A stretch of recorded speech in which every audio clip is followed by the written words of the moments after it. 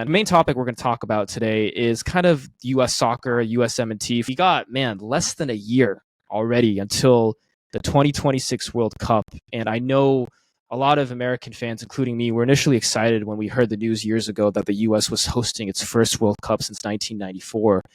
And I don't want to be a bit of a downer, but from what I'm seeing from the outside of what's been going on, not just on the field, but off the field, would it be fair to say that it's not too crazy to be a little pessimistic about the chances for this team going into the tournament? I mean, is it pessimism at this point? Because here's the thing.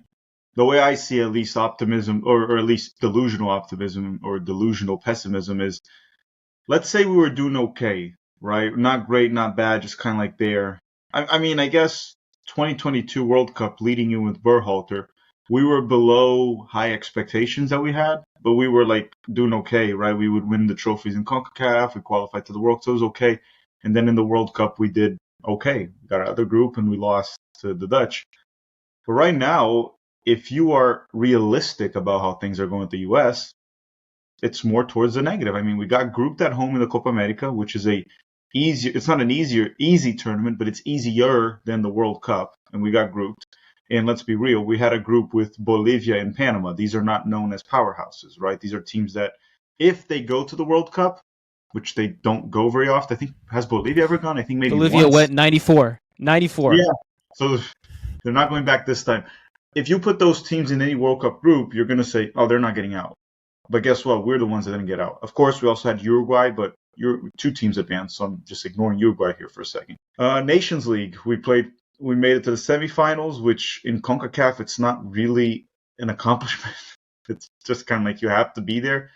And then we lost to Panama again. And then we lost to Canada in the losers game, the third place game. Now we went to the Gold Cup.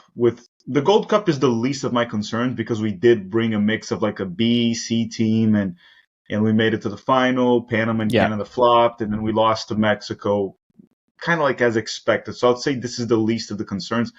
I think the biggest concern is that when we got grouped in the Copa America, Greg Berhalter got fired. And then we were expecting improvement. And we knew it would take time. And Pochettino is not going to get to the team and just know what's going on. He's learning about the player pool, American culture, and how to go about things. But I would say right now, and I can even divert this question to you, it's been over 12 months since Berhalter has been fired and Pochettino has been hired. Would you say we have stayed stagnant, gotten worse, or improved? I can't say it's gotten better. At best, it's stayed the same, or maybe it's even gotten worse because I think fans especially had higher expectations for Mauricio Pochettino given the CV he brought to this team. And just to see the results that have taken place under him and just maybe even kind of his general attitude at times and his lack of understanding, I think, of American culture, which I think is a bigger topic for later, has made me honestly think that things have gotten slightly worse. I'm not saying they can't get better, but I can't say I don't know. I would say they've gotten a little worse, honestly, under him. Yeah, I think that's fair to say. I would say if you're very optimistic and super kind, you'll say we stagnated. Like that's what you would say. Now, if you're trying to be realistic, you say, honestly, we probably got a bit worse. Of course, towards the end of the Berhalter era, things were going worse than ever, right? We saw that in the Copa America. They were not just the Copa America, the friendlies leading into the 5-1 against Colombia. We tied Brazil, but then later on we found out that Brazil wasn't good himself, right? It's like, we tied Brazil, and then Brazil goes into the Copa America and plays as bad as the U.S. So with all that context added, I would say the last impressive camp the U.S. had, not because of the opponents, but because of how we played, it was the Nations League camp after the World Cup with BJ Callahan in charge. I thought the U.S. played well against Canada, played well against Mexico. That was probably the last time that it was legitimately impressive. There was obviously another Nations League win under Berhalter there against Mexico, but that was also one game. It wasn't like a whole camp. I can't remember the first game also who we defeated. But anyhow, it's been pretty bad the entire cycle. If we're being genuinely honest, completely honest, it's been pretty bad. So to be pessimistic about the World Cup is not unfair. Now, with that said, the World Cup is a short tournament. I think Pochettino cares about what happens there because that will also dictate his next job if he wants to get one. So I'm hopeful that during that time frame, he'll figure things out. And again, the World Cup, sometimes teams catch fire out of nowhere. because it's so short. Korea, for example, in 2002, I know there were sketchy calls from the ref in that World Cup, but no There one were. expected Korea to make it to the semis, and there they were. They Yeah. made it to the semis. Turkey made it to the semis in that World Cup too. I That can was a good assure Turkey you, team too. yes, but no one expected them to make it that Right. far. We can keep giving many other examples. Honestly, Morocco. 2000 Morocco in the last one. Croatia in 2018 was not expected to make it to the final. I think also in '06, I was young. You were young too. But I don't remember as a kid Italy being among the favorites to win it, despite being No, Italy.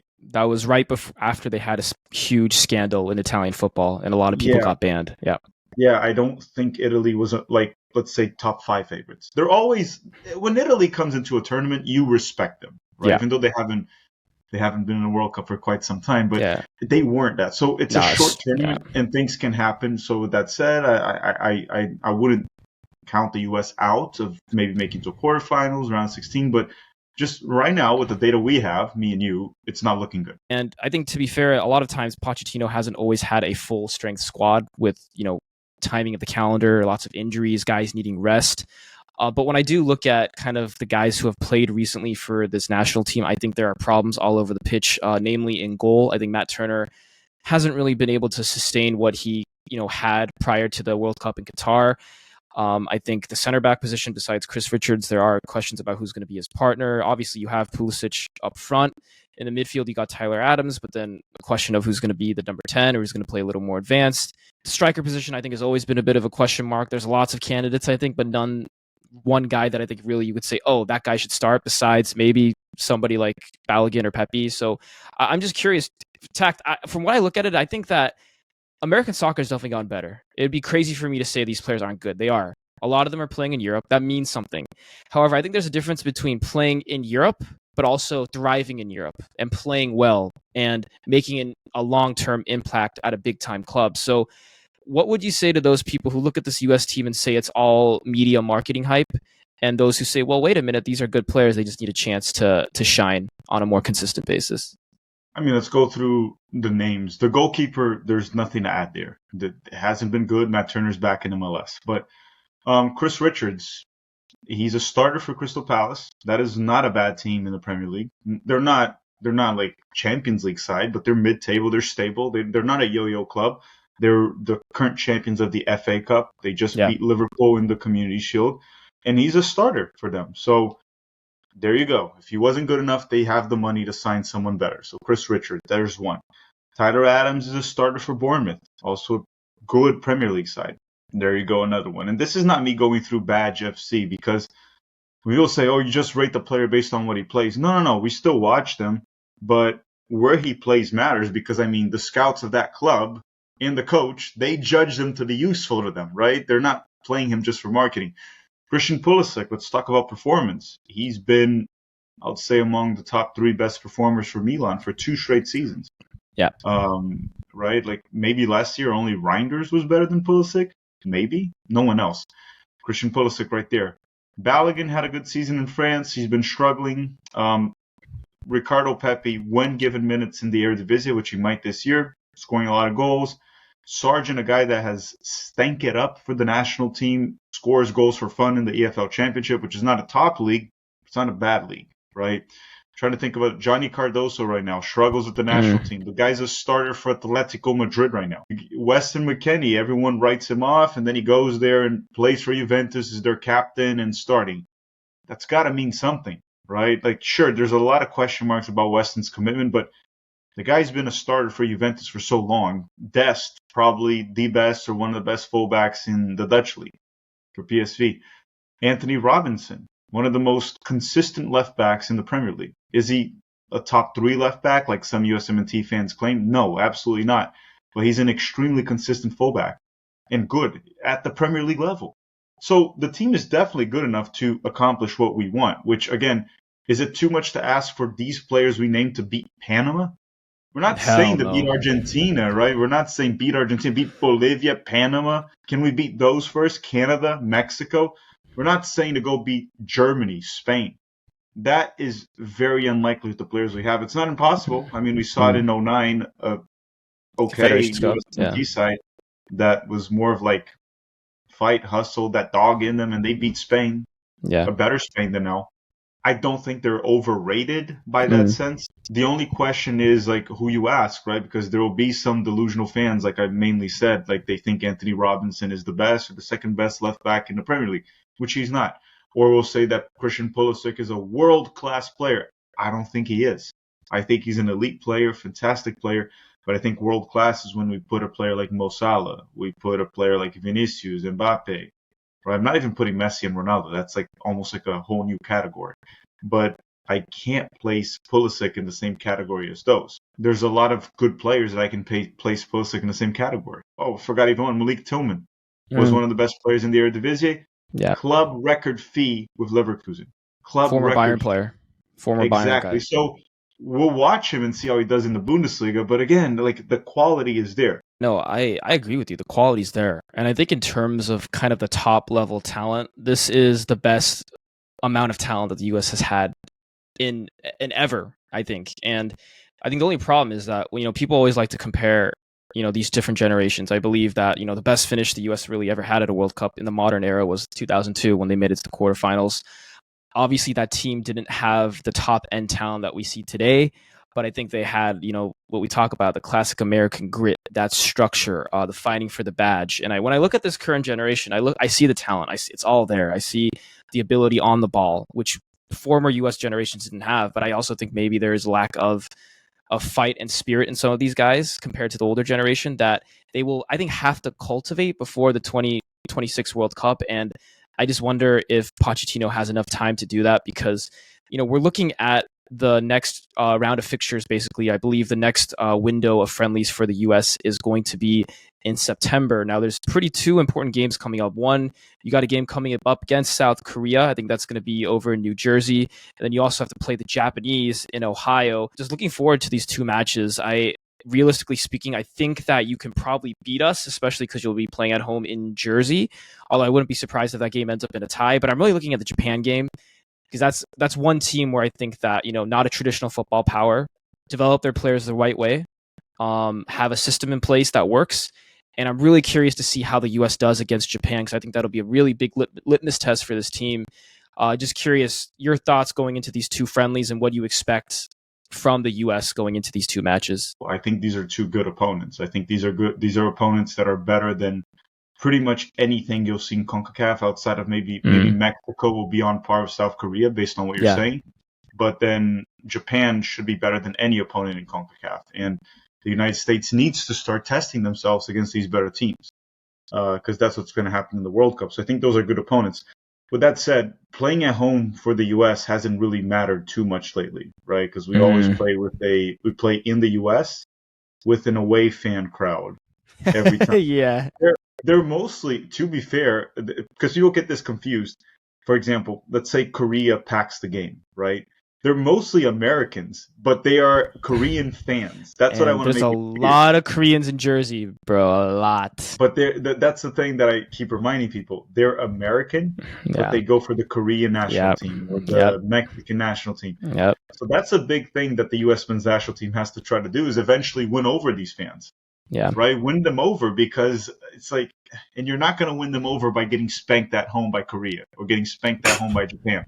Right? So that's a start. I know it's a friendly, but again, for example, kids that go to these games, if the U.S. wins, all of a sudden they might want to follow the U.S. Yeah. I don't know how it's going to go. I'm not very optimistic in the sense of, I'm not very optimistic simply because of how we've been playing. I don't even know what roster Pochettino's going to bring. Has he grown attached to these guys that were in the Gold Cup? Is he going to bring like Ajiman? Is he going to bring like Barston, Sebastian Berhalter? Or is he going to try to bring the best players and say, guys, we got to make this work. Like these are the top players I got, and we got to find a way. We got to create. You talked about like fight in the players. I think this team doesn't even have an identity. We don't even know how the U.S. plays these days. Like what is the style of play? Because if you go back to that generation, you're going to say, oh, that's a team that defends for their lives, fight for each other, and counterattack. That's the United States. And then Spain, it's like the tiki-taka. Brazil, the joga bonito that they like to play with flair, dribble. France, very transition oriented lately, right? With the players that they have. What is the US? Like, no one knows how to answer right now. We're not a possession based team because we cannot play that way. We're not good enough to play that way. We are awful in transition. We can't counterattack. Our defense ain't great. Like, what are we? Can we figure that out in a couple months? Maybe. Morocco sucked before the 2022 World Cup. They were struggling quite a bit. But right now, like, more than the fight in them, because I think these players care. I think they want to do well with the national team. I just don't know what the U.S.'s identity is. I don't know what's our style of play. This might be sacrilegious, but one of your best options might be to just turn into terrorist FC and park the bus. Because that's the only way. That's what Morocco did. Because you remember pre-2022 World Cup, they were terrible. They fired their manager. They hired a random domestic guy, and he said, okay, we suck. We have a few decent players who can, hit dead balls like Hakimi and Ziyech. So what we're going to do is park the bus, score on set pieces and on the counter, and then play for penalties. And it worked. Could you do that with this current U.S. personnel? I think there are some players who could fit that, but that takes time. And you also have to practice that system, I guess, against better teams. So if you are going to park the bus and play terrorist FC... Start now. Yeah, you start now. Start against Korea. Start against Japan. Start against Ecuador. Start against Australia when you play these teams. But if you don't, then I think you're going to get caught to a point where you're like not exactly a possession-based team, like you said, not exactly a counter-attacking team. You're somewhere in the middle. And if you play like that in a World Cup, especially in a knockout round, you could get absolutely shredded. Not as bad as Brazil did in 2014. Sorry to remind you of that, because I think that was another team that didn't have an identity, but you know what I mean. And I think that one thing I want to go back to... had an identity. It was just pass it to Neymar. It was a bad team. Yeah, pass it to Neymar and hope he wins you the game. And then when they lost Neymar and Thiago Silva, you saw it. There you go. Well, hey, the Korean team round might be similar. But anyway, one thing I want to touch on before I go to another point about more tactic stuff. But yeah, I think that's a big point you make about how a lot of these American fans of Korean descent or American fans of Mexican descent don't really have a national or a cultural link to the USMNT. They grow up in immigrant households, and obviously their parents are more foreign than they are, so they go for teams that they watch with their parents, the South Korean team, the Mexican team. And I think that the USMNT and their fan base have done a better job of trying to reach out to, let's just call it, more diverse fans, fans who don't look like the traditional American soccer fan, whatever you want to call it. But I think that they have to do a better job. They still have to do more outreach and say, listen, wherever you're from, whatever language you speak, whatever you eat at home, you're still part of the red, white, and blue, and we still want you as part of this program. And I think I could be wrong, Filippo, but some dual national players who could have played for the United States, especially the ones who chose to play for Mexico, I think part of the reasoning is that they just feel maybe more comfortable or maybe a little more accepted within those fandoms instead of the US fandom. Just a point I wanted to make. Maybe it's wrong, maybe it's right. But moving on from that, I think when we talk about the team in general, then realistic expectations about where they can finish at this World Cup. I personally think before I saw all these terrible results, if it's a home World Cup, you have to beat what your best previous result was. And I think that for me, they have to make it to the quarterfinals. At least I thought that. Given the results now, I'm like, the quarterfinals might be a best case scenario. Right now, I'm looking at more of a round of 16 exit. Depends on how the brackets go. Where are you leaning in terms of where they should finish? I think it's crazy to think this team's going to get grouped. I don't think it's that bad. I don't think Pochettino's that shit of a manager. But I think somewhere around a 16 is probably where it ends for this team. Yeah, I had an episode with Jack from Deadball TV recently, and we discussed it. Getting grouped is very complicated because the World Cup is expanded, so you're going to get some really bad teams that will qualify. Yeah. The host nations are pot one, the US, Mexico, and Canada. So that right away already eliminates from your team Argentina, France. You get rid of all of those right away. Mm-hmm. The fourth seed will probably be a very beatable side. Hopefully it's not. Hopefully it's not one of those European playoff teams, right? Because it could be Italy, it could be Serbia. So hopefully it's not. Even though it's much better to play those than Argentina, France, Germany these days, Spain. Getting grouped is not realistic. It would be a disaster for any of the three host nations. Could it happen? Of course, it could. I mean, tie one game, lose two, you're out. So, I think 3 points, like you said in the video, gets you out at least. 3 points and you're out of the group probably. For most teams, yeah. If unless you get trashed on one of those, right? Yeah. Unless you get trashed, but. So very likely, if you win one game, the odds of going through, it's 8 out of 12. So it's like 70% chance of going through, roughly. Yeah. If you win one game. If you win one and tie another, you're through. 4 points, you're Yeah. through. It's hard because, just for context, anyone watching this, the World Cup is expanded to 48. In case you don't know, it's going to be 4 groups of 12. The top 2 advance directly, and the top 8 out of 12 third place teams also advance. While in the past, only the top 2 would advance. So now you have more groups, which dilutes the talent, right? You get weaker teams, and you have an extra shot of advancing in third place. So that's why I'm saying getting grouped is extremely unlikely, along with the fact that the US would be pot 1. So you eliminate the best teams. Once you advance, it's very hard for us to predict now because let's say we cross paths and we advance in second and then we play France. We're done. I think the US will go as far as the bracket allows them to. That's my point. I don't think we're going to pull a major upset based on what I'm seeing right now. I think if we play a team that's about our level or worse, I like our chances. I think we can pull through, right? The moment we face a top 10 team, we're probably out. I don't see us pulling a historic upset, which that's what it would be. So again, I'll project maybe we win 1 knockout round game. We go to the round of 32 because now with the expanded format, you have an extra playoff game.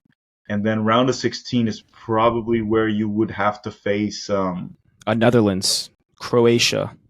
A top team or stronger, right? So I think that's probably because the round of 16 now would likely be somewhat similar to what used to be our quarterfinals, where even if you go like to the 2014 World Cup where Costa Rica got out of the group of death, then they played Greece, which is very beatable. So they beat Greece. And then Costa Rica went on to lose to the Dutch. The Netherlands in the quarters. Yep. Yes, the Dutch. So again, that's more or less right picture of the US. It's like we'll pretty much lose to the first very strong team we face. Every team is strong there, right, in the World Cup. So that's what I think. So if we're going to be realistic, round of 16 seems like a reasonable. I also think round of 16 is somewhat of the realistic one and the bare minimum. You need to win 1 knockout round game. And I want to ask you, because for those who don't know, Filippo does a lot of youth coaching as well. You work with young aspiring soccer players. What kind of impact, though, would a really embarrassing home World Cup have for like the future generations of US soccer? Because I don't think most people realize the importance of a home World Cup is that you're not just having the eyes of the world on you, but you're having the eyes of the entire population of the United States on you. People who wouldn't watch the sport at all are tuning in to see, for national pride. So let me ask you, what would the impact be of a terrible World Cup? But on the other side, what would the impact be of a crazy miracle World Cup where they make it to like a semifinals like South Korea does? What would that do for soccer in the United States? I think short term, the impact won't be huge regardless of what happens. Short term, I think the people that are US men's national team fans, even if we flop, they're still going to be fans. And I think adults, like you said, like the Koreans as example, Korean Americans, they're Korea. It doesn't matter, right, to them. I'm talking about like the parents, right? The kids, it could be different.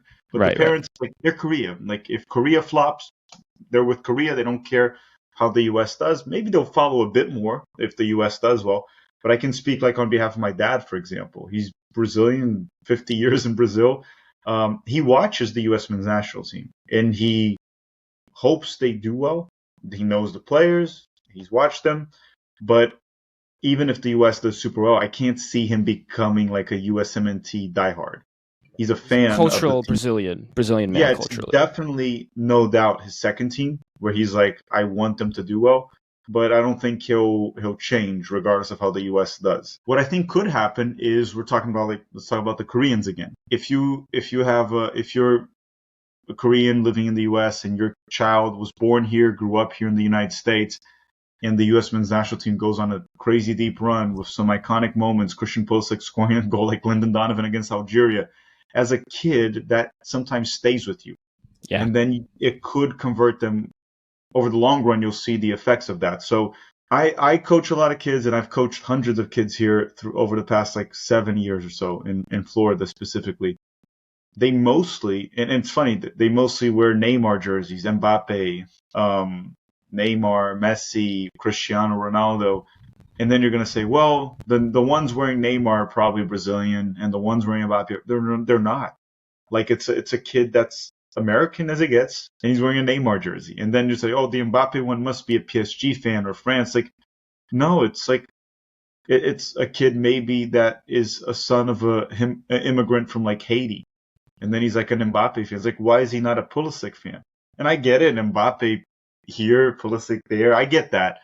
I think if they do something iconic in the World Cup, certain players, it could draw these kids to just like wanting to follow the national team. And then once you become a fan, you kind of don't lose that, right? You just don't lose that throughout your life, and that very often can pass on from one generation to another. So I think if we do well, the long term impact could be huge, huge. Like if oh my god, if we make it to a semifinals with a few iconic moments here and there, I think 10 years from now, you're going to see a completely different fan base for the U.S. men's national team once these kids grow. Because the ones that are here, they'll continue. But the kids growing up, it could change completely how they see this. The perception of the national team would change. Now, will that happen right now? Probably not. But I am very hopeful and wishful that it does happen. I've always wanted this country to have like a hardcore national team fan base where you can go somewhere and just like talk to people about it. Yeah. But right now, it seems like no one cares for the most part. I have no issue talking with people about the NBA. It's very easy to find someone. Grow up in high school in New York. It was like Kobe. It was like the Kobe and Dirk playoffs that the Lakers lost. Unfortunately, I'm a Laker. And it was very easy to find the LeBron debates with Kobe and then MJ. Like all of that all those conversations, which are completely pointless and useless, but are fun, were very easy to have. Like barbershop, pub talk. Yeah, but look at it this way. I barely watched the NFL. I would only watch it when it was like the Super Bowl or if friends were having like a football party and it's like, oh, yeah, I'll go. I knew a bunch of like the football players of that time when I was in high school. And I didn't watch it at all. I even knew freaking like Tim Tebow, like that was like a mediocre quarterback and things like that. Do you think anyone in the U.S. knows who Kellen Acosta is? That was a guy that was in the national team. I mean, probably shouldn't have been, but he was. And many caps. No one knows. And that's important. I think Acosta even said that when he was in LA. I think he was talking to Chiellini. And Chiellini was like, well, you're a national team player and just walk around and no one bothers you? Like you just walk around? It's like, yeah, Kellen Acosta could walk around and no one would bother him. I guess that's good also. Looking at it from a soccer player's perspective, that is kind of good because in other countries, it's a little bit annoying. Like, I know we're going to talk about Son very soon. I'm pretty sure this dude cannot walk around in Korea. Can't leave his house. He can't leave his house. Exactly. While here in LA, will they recognize him? Of course. There will be a lot of people that will. But I'm going to be honest with you. I think if Son walks around in Orlando, I don't think many will bother him. They'll see, like I wouldn't bother him, for example. I would see him. And just to be honest, I think he's an incredible player, but it's not a player that I idolize, right? Of course, there's no connection. I don't have any connection with him. I'm not a Tottenham fan. I'm not Korean. It's just a player that I'm like, this is a really good player. I love that point that you make about how it would be nice someday if you travel to the United States, whether you're Missouri, California, Texas, New York, Connecticut, you could just walk into any bar and just talk with a random American about, hey, what do you think about the national team today? How are the boys doing? What do you think about our chances for this World Cup? And granted, the sport doesn't have as much tradition as football or basketball, but like we said, football is about moments. I think sports is about moments in general. All you need is one iconic moment, especially on home soil, to create a new generation of fans. And I would hope that we're due. I really think the last iconic national team moment at a World Cup was in 2010.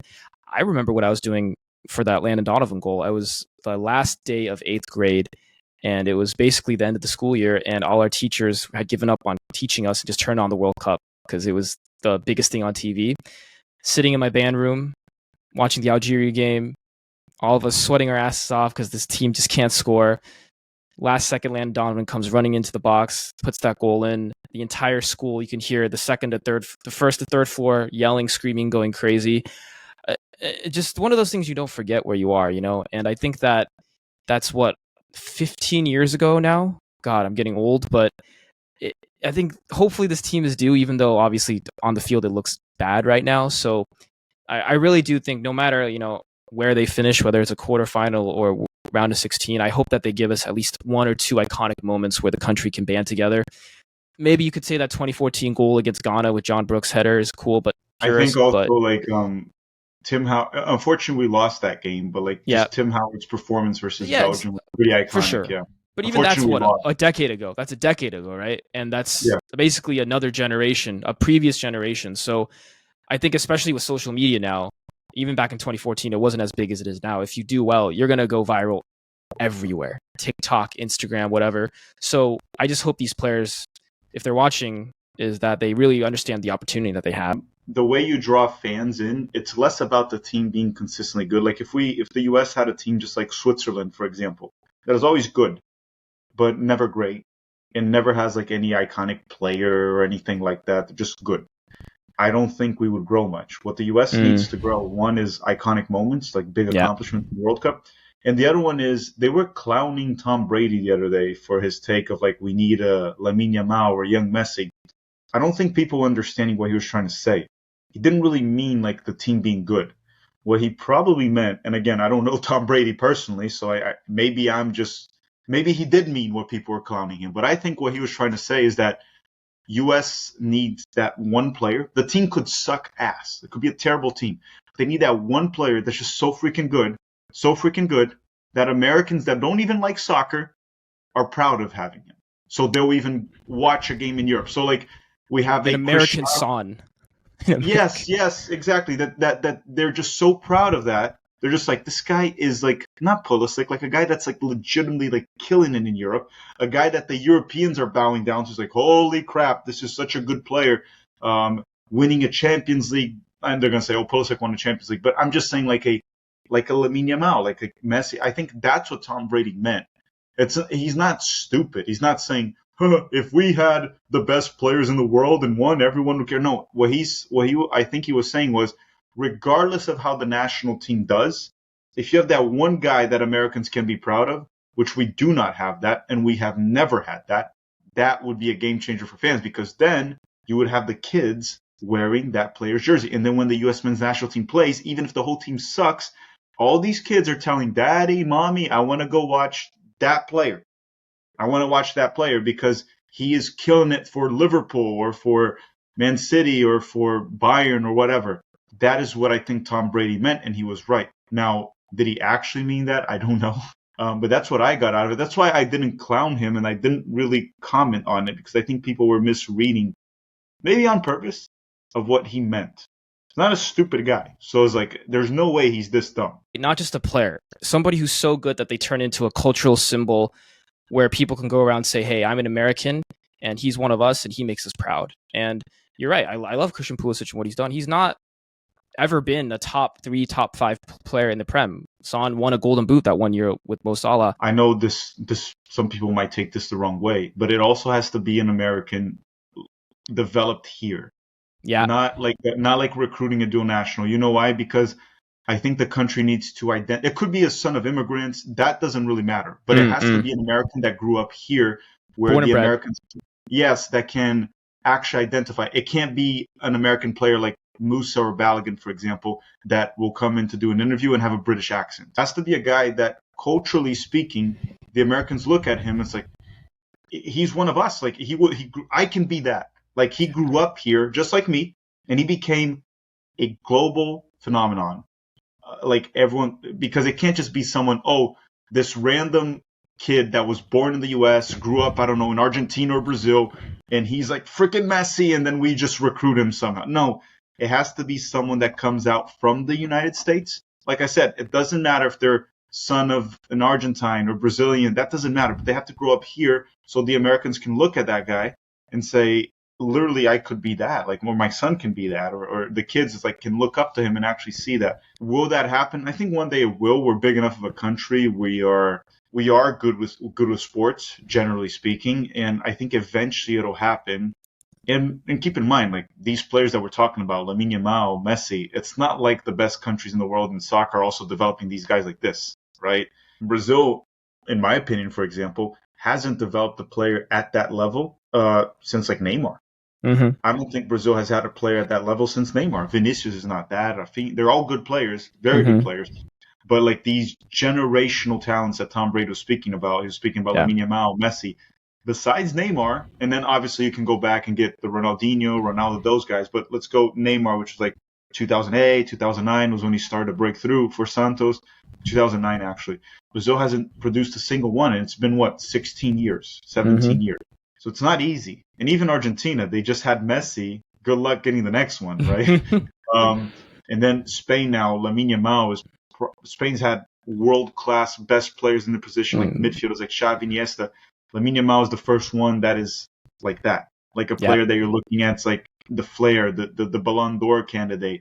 Even though Xavi and Iniesta could have won a Ballon d'Or if there wasn't freaks like Messi and Ronaldo around. But regardless, you get the point. It's not easy to get that. And if the US got that, it would be probably the first nation outside of Europe and CONMEBOL or South America to have that. I don't think there's ever been a country that has had a player like that. If an American star like that did come around with the power of American marketing, American global media, it would be on another level. And for sure, like you said, even if you're producing lots of talents, producing an icon like that is like a lottery, right? Brazil, obviously a powerhouse, developing good players. Neymar comes around, a player like that comes around maybe once every 10 to 15 years, 20 years maybe. Lamine Yamal, like you said, Spanish team winning all those European trophies.